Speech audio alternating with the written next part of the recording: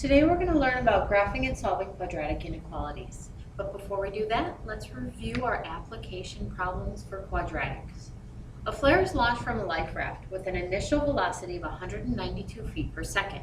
Its motion is described by the formula h in terms of t, so height in terms of time, equals 192 times time equals minus 16 t squared, where h of t is the height above the ground after t seconds. How many seconds will it take for the flare to return to the sea? Now, if you think about that logically, we have a quadratic equation here. When the flare leaves the ground and returns to the ground, what is our height? Your height is at 0. So we're going to set our quadratic equation equal to 0 because that is the height when our flare is going to leave the ground and return to the ground.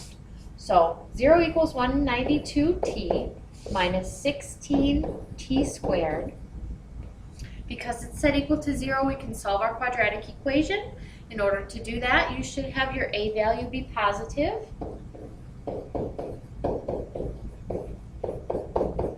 And then you can actually factor this. This is the greatest common factor quadratic. So our GCF is 16t.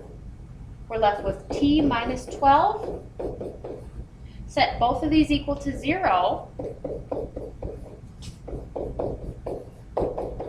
And we come up with two values for t. T equals 0 and t equals 12. Well, that makes sense because before you launch the flare, when the flare is initially on the ground, it's at 0 seconds. After the flare has gone up into the air and then when it returns to the ground, it will have taken 12 seconds.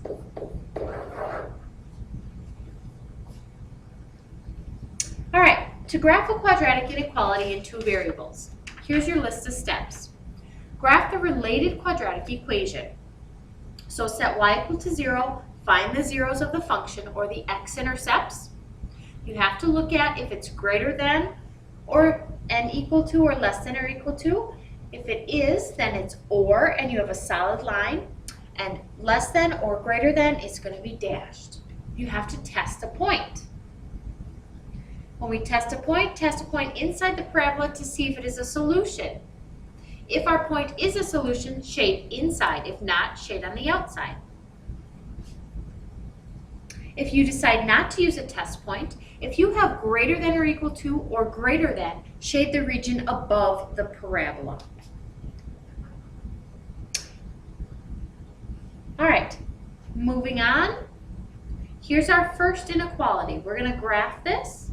In order to graph this, we're going to set our inequality equal to 0 and look to factor it.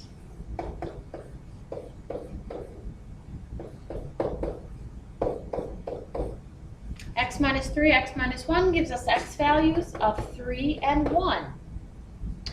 If we look at our symbol, y is less than, we have dashed line, and our a value is positive, so it's going to open up.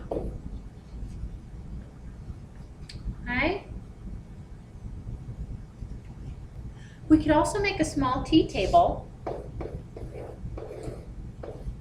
We know we have x-intercepts of 3 and 1. We could find our vertex. To find the vertex, we have x equals negative b over 2a, so 4 over 2 equals 2.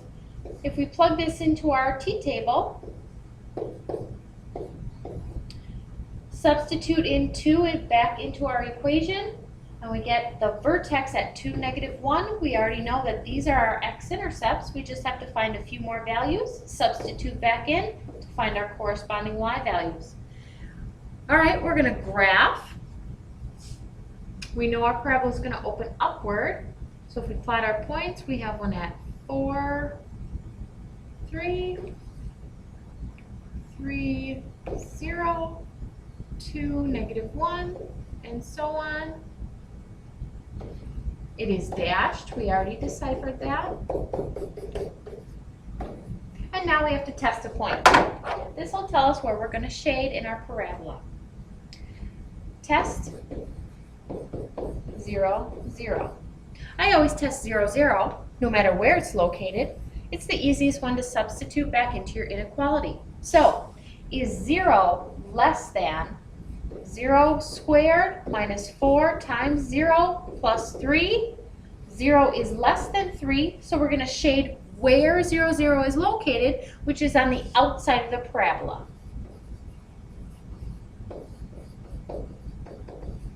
So all of this area outside of our parabola gets shaded in because it was a true statement. Let's try another one. Again, if we look at this, we can solve by factoring, or you can make a t-table. Let's set this up to solve by factoring so we can find our x-intercepts.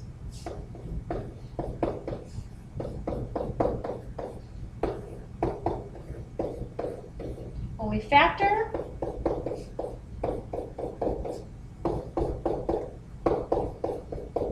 those are your x-intercepts. We know our line is going to be solid because it is greater than or equal to, and it is going to open up because a value is positive. We can make a mini t-table, so let's find the x-coordinate of our vertex.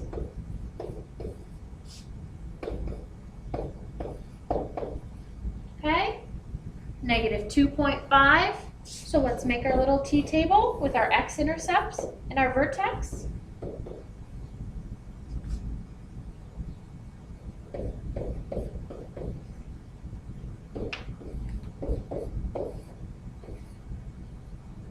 Okay, let's see. Let's substitute some of these values back in to find our corresponding y values, and there's our t-table. Okay. When we do our graph, we're going to plot our points. Negative 4, 0, negative 3, negative 2, negative 2.5. Close together for some of these points. We already know that it opens up and it's solid, so I don't really have to do any more t-table points unless you want to. And then we have to test the point 0, 0. 0, 0 again is on the outside. So when we substitute it into the original inequality, 0 is greater than or equal to 4, which is false. So instead of shading on the outside of the parabola where 0, 0 is located, I'm going to shade on the inside where 0, 0 is not located. Now, in some cases, you will not be able to factor to find your x-intercepts. So you can just make a t-table, or you can use the quadratic formula to find the roots to help you graph.